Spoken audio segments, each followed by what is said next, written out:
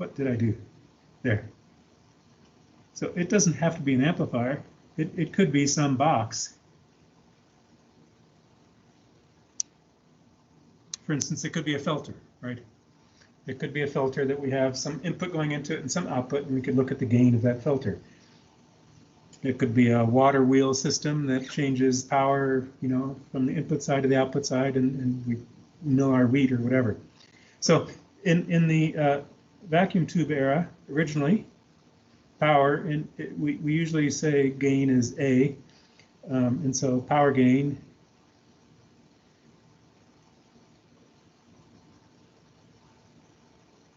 we need to write on a better surface than that. Huh.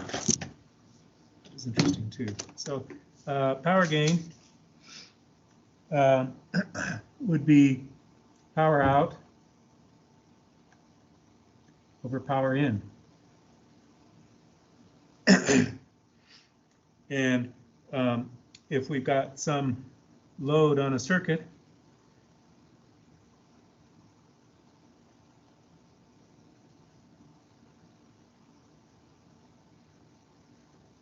if we've got a load there, then what we could be talking about could be the power on the load divided by the input power. That would be the same as output power divided by input power, power on the load. There could be a lot of different ways of looking at this. And the units for power gain would be watt per watt. Now that's a goofy, stupid unit, right? It's unitless. But including those units of watt per watt helps us understand that you're actually talking about power. And it carries over into other things. Now, back in those days, we had slide rules. Or we didn't. My dad did. People used slide rules, and they used they might have used adding machines or calculators if they were lucky. They used pencil and paper for a lot of stuff. And a slide rule is a device that it turns multiplication into addition and exponentiation into multiplication. So if you had two numbers to multiply, if you do it on a slide rule, you're actually adding. And that's way easier if you can add instead of multiplying. And exponents are hard. And if you do it on a slide rule, instead of having to do an exponent, you're actually multiplying, which is still harder than addition, but it's a lot easier than an exponent. But you have to work with log numbers to make that work. And so they defined power with a log scale. So power gain on a log scale would be dB, and that's defined as 10 times the log of P out over P in. And you may be wondering, because you're thinking that it's 20 log, but no, for power it's 10 log. That's how it's defined. And dB, the unit decibel, is Bell is in Alexander Graham Bell, the guy who invented the telephone and founded AT&T, which is totally different from the AT&T cell company now. He also founded, or at least became, the main benefactor of the National Geographic. Those units, 10 dB means 10x change in watt per watt, right? We've changed this linear scale of watt per watt into a dB scale, where the 10 dB change is 10x. And in a 3 dB change, that's the same as saying 10 times the log of 2, which is equal to 10 times 0.301, which is equal to 3 dB. Or that's how we get 3 dB. I shouldn't use that there.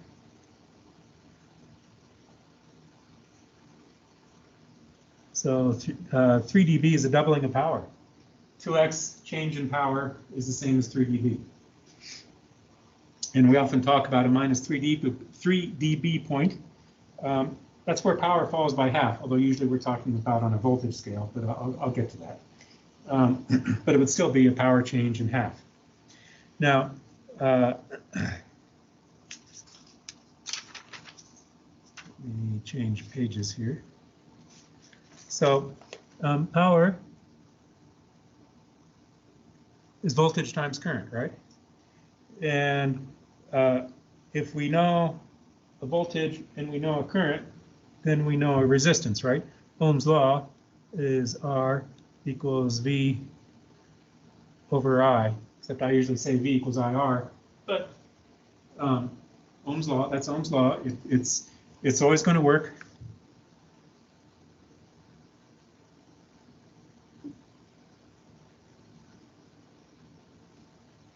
As far as I know, it's always true. It's always a law.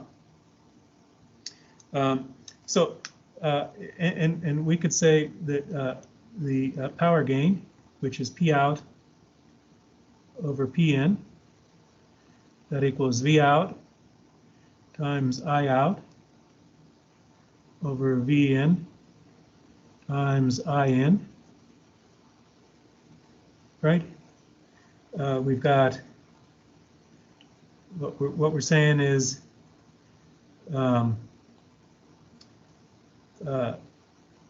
out power and in power. In power is just V times I. What did I do? I can turn the whole screen dark and I can still draw on it, which is interesting. But the drawings that I do when it's dark go away. I mean, it's really cool. I can turn it dark and then I can still draw on it, which is really neat looking. It looks neat in here, and there's actually a whole bunch of uses, but when I leave that dark mode, the thing I just drew is gone. I don't know what happens to it. It's a shame it is gone. If I can learn how to, maybe if I set the iPad to dark mode, maybe it'll do everything dark. I doubt it, but if I can learn how to put the background dark, I will actually, because it's kind of nice looking. V out times I out is power, output power, and Vn times In is input power. But also, because Ohm's law is always true, we could say that I out is equal to V out over R out, and In is equal to Vn over In, or Rn. Whatever these things mean, right?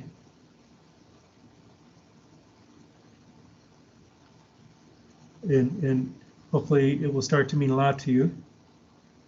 But it may be kind of a weird concept right now to talk about input resistance and output resistance. I'm talking about an amplifier, but if we have a input current and a input voltage, if we have an input current and voltage and an output current and voltage, then we could also talk about an output resistance R out defined by Ohm's law. And so then we could substitute that in. We could say that this equals, since I have this relationship here for I out, I could substitute that in right here. And my fraction now is V out times V out over R out, and Vn times Vn over Rn. Does that seem okay? Is that anything crazy? Other than whatever Rn and R out mean, but they exist. They must exist because I know an input voltage and an input current, so then I can define an input resistance. And the same with output. I have an output voltage and output current, so I can define output resistance. And V out times V out means I've got a square, so we've got V out squared times 1 over R out, and Vn squared times 1 over Rn. So then I could write this as V out squared times R in, and V in squared times R out, right? Just moving those fractions, these fractions around, and I get V out squared over V in squared times R in over R out. Now, often in real systems, we make these two things equal each other.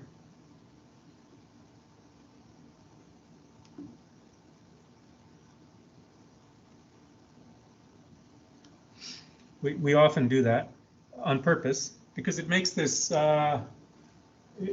ratio go to 1.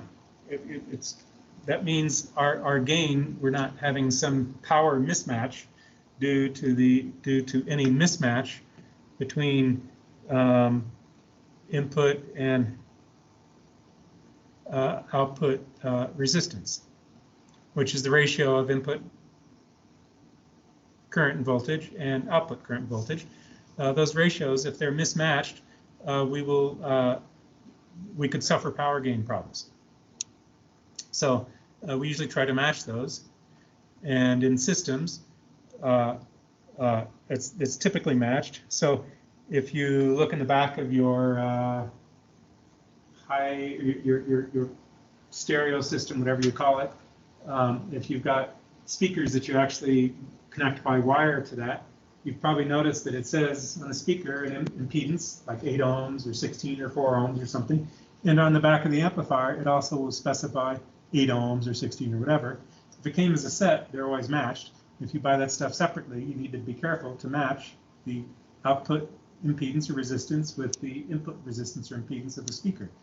The speakers in your kit are 8 ohm, and it says 8 ohm on it, and the reason is because you want to match those to the amplifier that's going to be working with it to make this thing true, so that R out equals R in.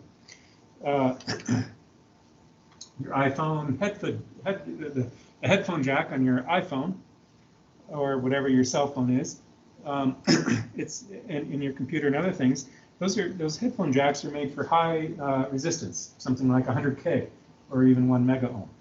So if you hook your headphones into a high-powered stereo amplifier that's looking for 8 ohms, you could cause some trouble. And vice versa. If you plug your iPhone into the 8 ohm, you won't get anything. You could quickly destroy your headphones if you plug them into your stereo amplifier.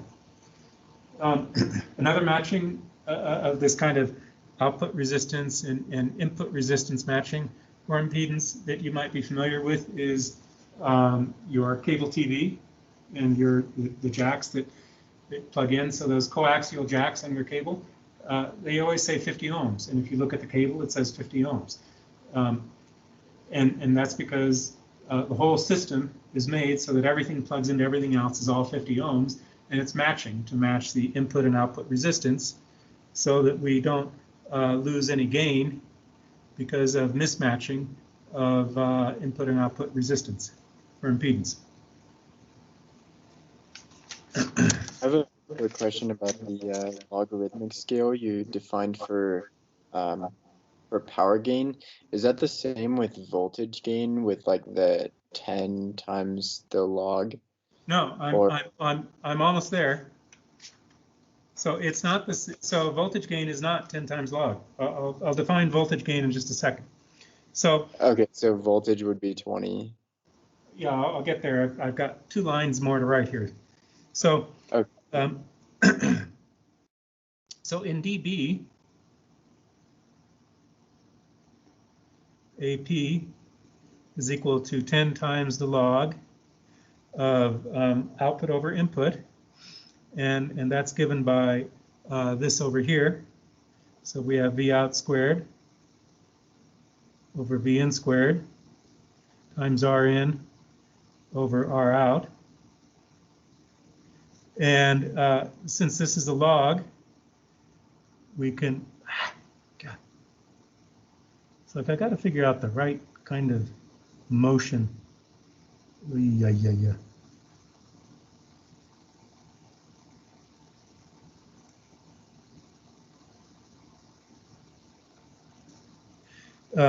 Since this is a log thing, then we can break apart this multiplication, and we can do something about that exponentiation also. So we could write this as 10 times the log of V out squared over V in squared plus 10 times the log of R in over R out. And now we've got this square here. We could write this as 20 times the log of V out over V in plus 10 times log of R in over R out. And oh God, my thumb is too fat for how close these things are written. Since if R out is equal to R in, then this ratio here of R in over R out is 1, and the log of 1 is 0. So this becomes 0.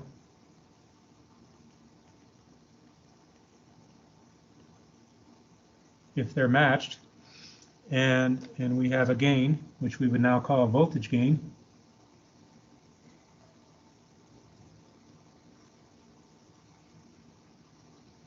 And that's 20 log of, what is that?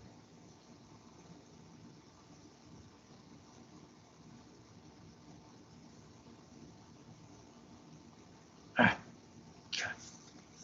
20 log of V out over V in dB.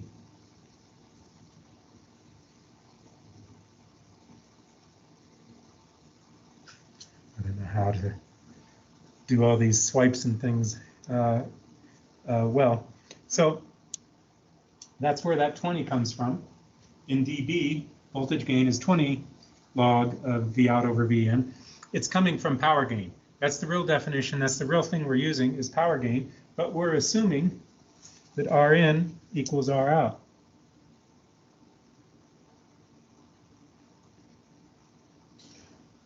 We're always making that assumption. It's not always true.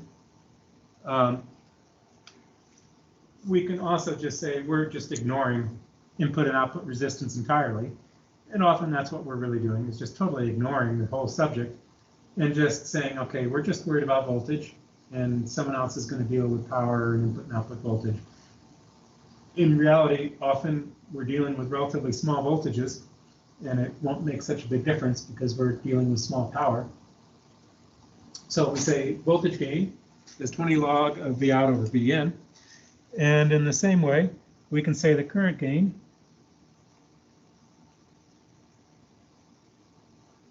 I could go through the same derivation, but it's obvious where we're going to get is 20 log of I out over I in, again assuming that R in is equal to out. R in is equal to R out. and that's in dB.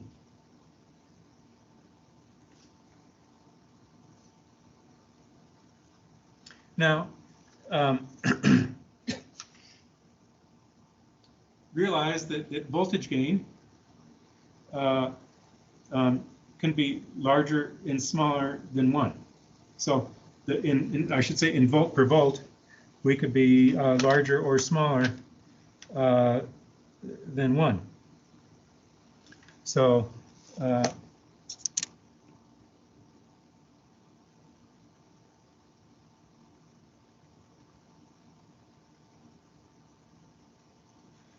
in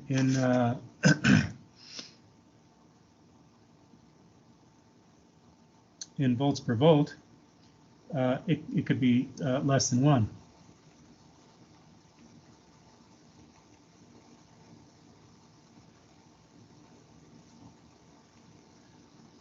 Then in dB, if we had a voltage gain of 0.3, that is the output is smaller than the input, then um,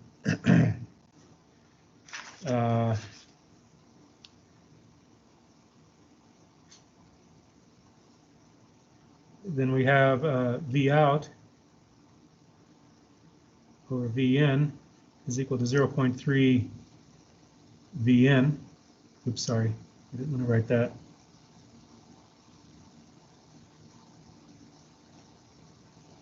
I have a quick question. I Sure. lost service for a second. Is that AV? Did we move from power gain to something else? I don't understand the question yet. At the top of the page, it says AV. Oh, is this in dB?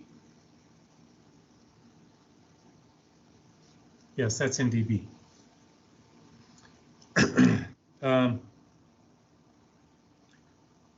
That's not an unusual situation, but that would mean that if we took, what is that? I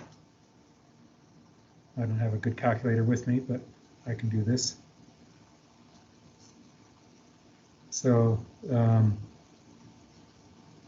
20, let's see. So 0.3 log times 20. That would be minus 10.5 dB. Because there's when we take a log of a number less than 1, we get a negative number. This doesn't mean that this minus 10 doesn't mean that we've got a phase change. I'll talk more about that. So that the meaning of a sign in dB is different from the meaning of a sign in volt per volt. And you need to be careful about that.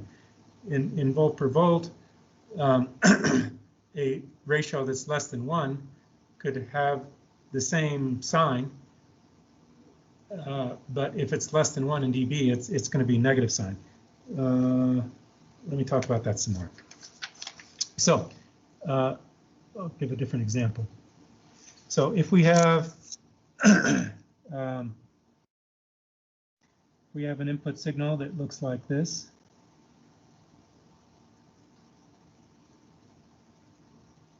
Time V in. And if we have an output signal that is shifted in phase,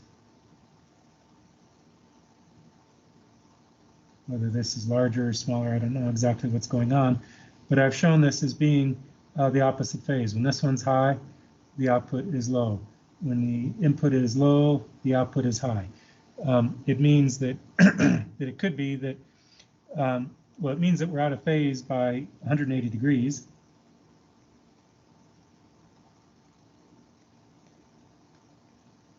And it could be if V out is equal to minus V in, that is, we have a gain of minus 1 volt per volt. That could be the situation here. If I've drawn this the right way, the output is exactly equal to the input, but we've got a phase difference of 180 degrees. And that's what the negative sign is telling us there. Is this negative sign is telling us it's carrying information about the phase. Holy cow.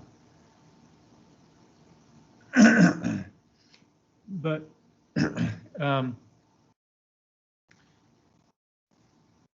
if we look at that in dB, we really need to take, when we do that, we really need to take the absolute value of that. And so I really need to write in absolute value here and here, because we can't stand having a sign inside of there. Originally, we had this square, and that takes care of the sign. We don't have a problem with the sign there, but we do have a problem with sign here.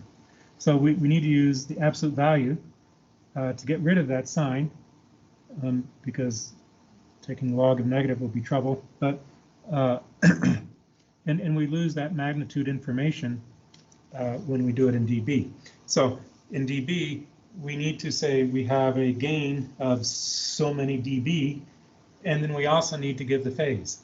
We need to say minus 180 degrees, plus 45, whatever it is. That kind of information is lost. The phase information is lost when we go to dB. It's not a particularly big problem, but it's confusing.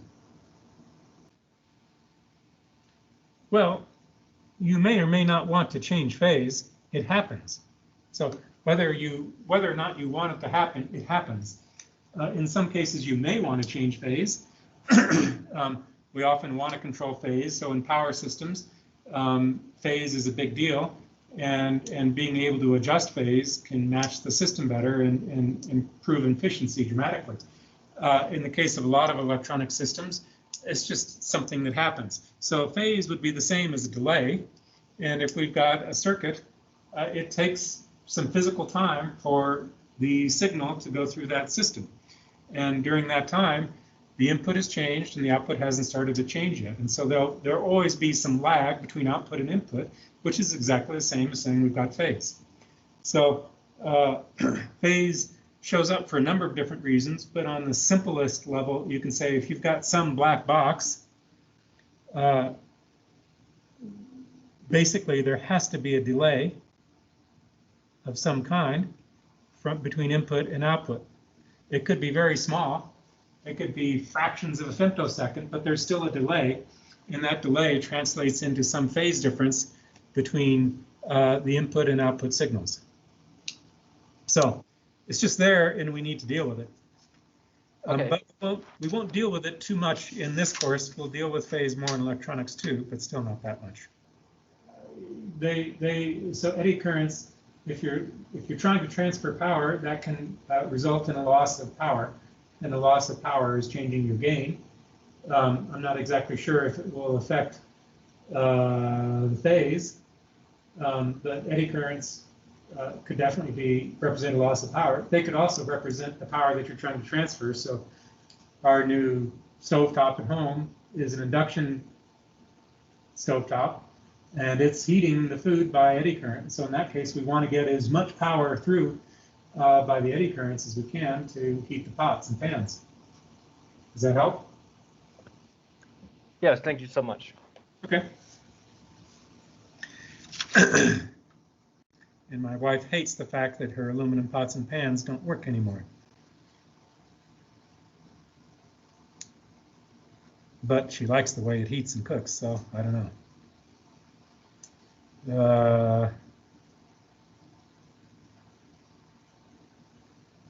I'm not sure I wrote that. Sometimes it seems like I forget where I was when I was writing my notes. So,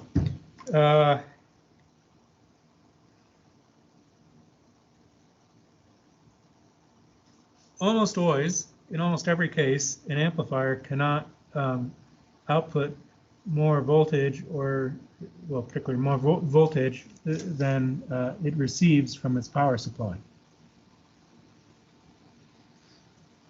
So you remember I said you've always got to connect VCC and VEE, or whatever the power supplies are called, DDD and VSS or some other number. You've always got to connect power supplies and make sure things work, and to give them enough power so that they'll actually operate. And these power supplies, if this was running at, say, plus 15 volts here and minus 15 volts, for almost all systems, that represents a limit on your output voltage as well. It's unless you've got a particularly fancy system that internally boosts input and the voltage from the voltage supplied, and that can be done, but it's kind of not normal. In almost all cases, if we have an input and an output,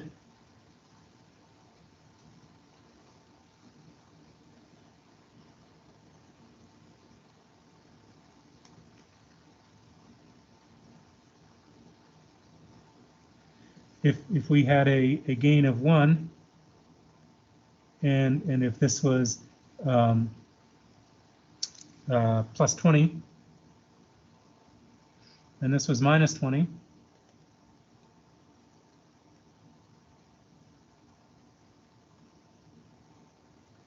Then the output would be exactly matched. But if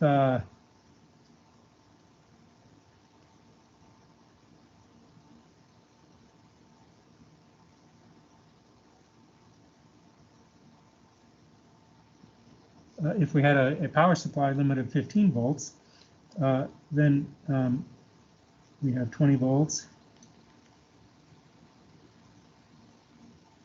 and we have minus 15, or plus 15,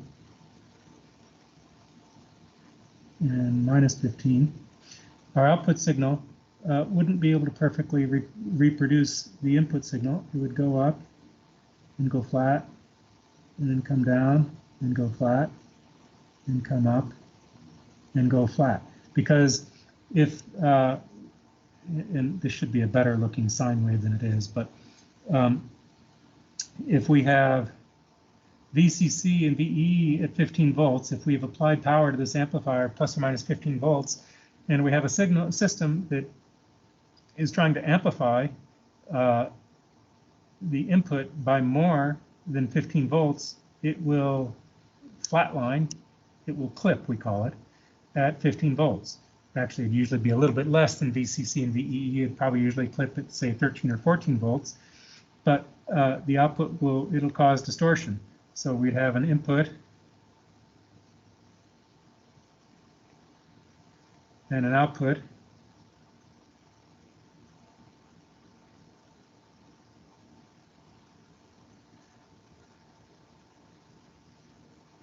We call that clipping, where the top of that sinusoid is chopped off and flattened off, and we create distortion. That's a bad thing, and it's really, really easy to have happen. Now, if we make a transfer plot of that, so a transfer characteristic means we plot V out versus V in. What we would see if this was a gain of 1, so if we have the gain of 1, and we have these limits of plus or minus 15, if I can draw this well enough, we have a transfer characteristic. It looks like this. The slope is 1.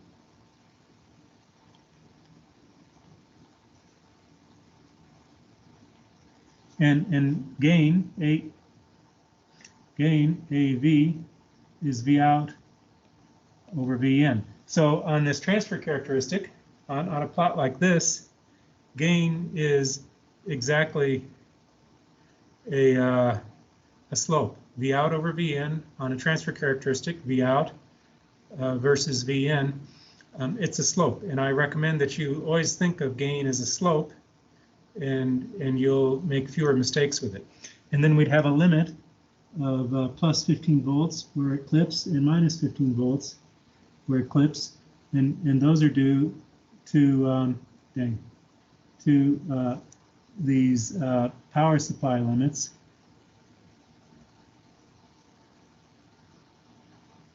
Those power supply limits will cause the transfer characteristic to be a flat line. And so here we have a slope of 1. Here we have a slope of 0. On the end of the page, it just goes wacky. There's several ways to get around the saturation, at least in what we will deal with in class. One is I would increase VEE and VCE if possible. So if you've got an amplifier that's rated to plus or minus 18 volts and you've got a power supply that's rated to plus or minus 25 volts, like we do in the lab, and I'm running it at plus or minus 10 volts, if I'm saturating, I just turn up the power supply up to 18. That's the easiest thing to do. Sometimes you have to buy a bigger power supply. Sometimes you have to buy an amplifier with a better rating, a higher input and output. Another choice is you can decrease the gain, right? So you can make this a lower slope and you'll be able to reach it better.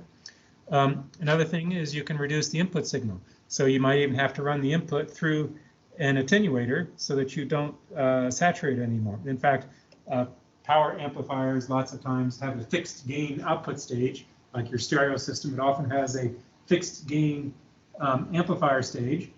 And when you change the volume, you are changing the input voltage, not the output voltage. Sometimes it just goes through a pot and you adjust the input voltage. And as you decrease the input voltage, it goes through a fixed amplifier and you have a lower output voltage and a quieter signal. And if you turn it up too much, you start hearing all this horrible distortion, either because you've reached the limits of the speakers or you've reached the limits of the amplifier, or both. So you could do some things with transformers, but in terms of an amplifier like this, well, colloquially, we understand that distortion is noise. So we'd say, oh, this sounds terrible. This is really noisy. In fact, noise for us electrical engineers means something different, and specifically it means a different kind of effect. And so distortion and noise are, when we listen to it, may appear to be the same thing, but distortion is different from noise. But we would call it a noisy thing, but as an electrical engineer, we wouldn't call distortion noise. Does that make any sense? Yes, yes. Noise is interference that's coming in from somewhere else, and distortion is some problem created by our system by itself. In general, I will tell you, I would always stay below the recommended rating, just because it gives you room to increase it if you need to, and it decreases the chance of something going wrong. So I usually run things at a little bit lower than their rating. And sometimes I use them at a lot lower than their rating, just because it'll keep stuff from getting hot and won't burn my fingers. So sometimes in some labs, I will tell you, yeah, you might have an op amp that runs at 18 volts, and I might tell you to run it at 5 or 6 volts, which is like the bare minimum it works at, but it'll be enough to show you what you need. Other times, I'll tell you, no, you need to use this with your batteries at plus or minus 9 volts. And other times you will wish that you could run it at 15 or 18 or 20 or 30 volts or something like that. It's all case by case. But in general, if I don't need to make things get hot, I don't, because I just run less chance of burning my fingers. Because usually we have a lab class and we're all together and I'm walking around and touching stuff and I burn my fingers. And so if I tell you to use less power, I'm less likely to burn my finger on your circuit. And so with higher rails, it's possible that it has some nonlinear distortion. Usually most amplifiers actually work better with more voltage and more power. And so I would usually expect to have less distortion closer to their rails. That would be my expectation, is that you get more gain, and we'll go through that more in detail in coming chapters, but you usually get more gain and less distortion if you're running closer to the rails. So that would usually be my recommendation. Okay, thank you. Now, some amplifiers, like so most amplifiers you cannot, if the rail is at, say, like I showed here, if the rail was at, say, 20 volts, or sorry, I didn't say that here. Well, if the rail was plus or minus 15, and what I said is you might be able to get to plus or minus 15. In fact, most amplifiers, you can't actually reach the rail on its output. Your kit, the ECE3210 has a couple of rail-to-rail amplifiers that can get very close to their output supplies, their power supplies in their output voltage. And so if you're running it at 18 volts, some of those amplifiers can get very, very close to 18, like 17.8 volts on the output. But usually amplifiers, if you're running 18 volts, they can only reach 16.5 or 17 volts, something like that. So you usually can't quite reach the rails, but some amplifiers are made to reach the rails. And some amplifiers you can even buy that can exceed the rails, but that's just because they're doing trickery inside. Now, sometimes I will ask you what the power use of some circuit is, in which case the DC power consumed by a circuit, and you can find that as VCC times ICC plus VEE times IEE. So if you find the current and voltage on the lower and upper rail, multiply those and then add these two together, you'll get the DC power that the whole circuit is consuming. Look at the output power and stuff like that, but if I'm asking for DC power, that's really all I'm asking for is what is the, that's great, I can't even see it, and it made a marker. If I'm looking for the DC power, I'm looking for what the power supplies, and there's no undo in this presentation mode. Now that thing goes away when I try to draw it. Boy, this is frustrating.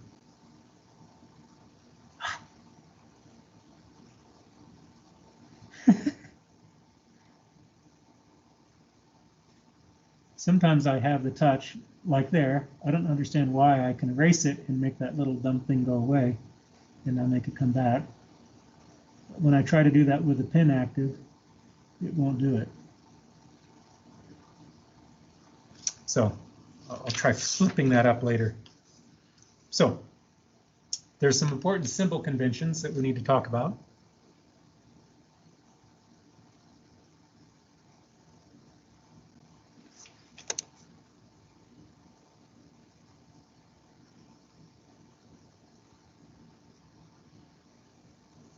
Whether this is a voltage or a current, we can define some things. We've got time here. And we could call this, well, I'll call it V of C. It's a function of time. Of this sinusoid, there's an average value, which I haven't exactly hit. And the difference from 0 to that average value, we would call big V, big C.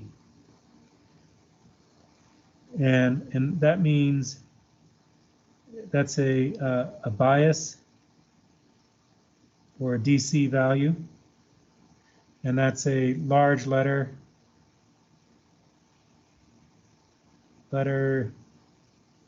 large subscript.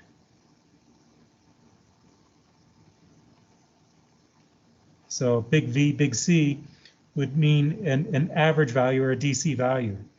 That means a value that's not changing, right? It's a constant value.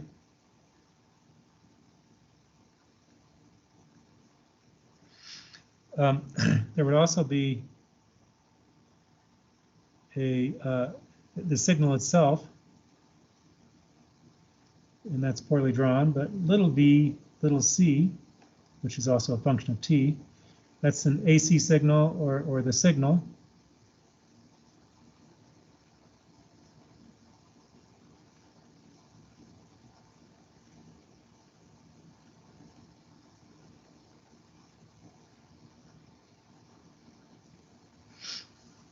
And then at any one place,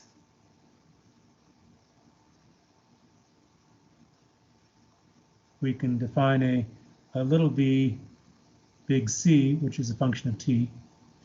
Let me write this again here, little v, c.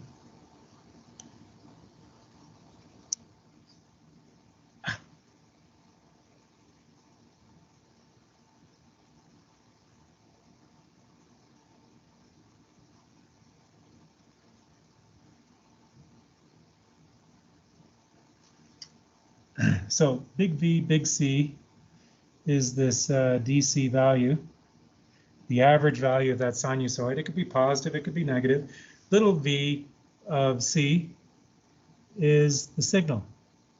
So big V, big C is a DC value that doesn't change. Little v, little c is this, this AC signal that's the changing part. And we can add those together to get the instantaneous signal anywhere. And we show that as a little c, big subscript. And I call that the composite. the book calls that the instantaneous value, which doesn't really give me much reason to understand what it means. That's a little letter, big subscript. And this would equal the big C, big V, big C, plus little v, little c. So the sum of these two things is that composite voltage, which is the instantaneous voltage anywhere along there. And power supplies are big V, big subscript with two of them.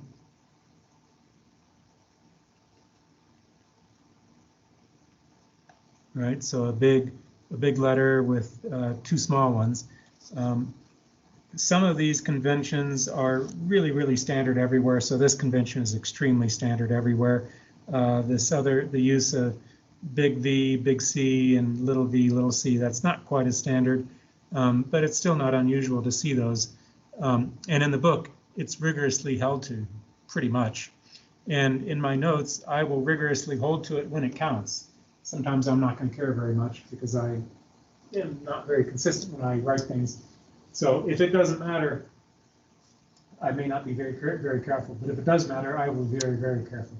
I try to be careful and do that consistently. But some days I feel like writing DC voltages, and some days I feel like writing AC voltages. And if it doesn't matter, then it isn't going to matter. So if you're confused, you can always ask me and I'll tell you.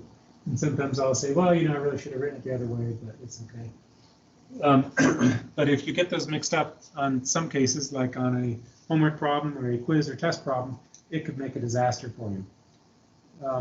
And there's some certain simplifications we take eventually as we get into amplifiers, where we forget about the DC, the bias, we just get rid of them, and we only deal with the small signal or the AC signal thing. And that lets us do some major simplifications. It lets us, by working with just this signal part, it lets us take a nonlinear system and deal with it in a linear way, and suddenly we're doing linear math everywhere. We'll have to do some of the nonlinear stuff in order to justify it, but it's a huge simplification. That also applies to current and voltage as well. So we could also talk about, for instance, I, C, and I, C. We could also talk about those, and we could talk about power that way too, but I'm not going to.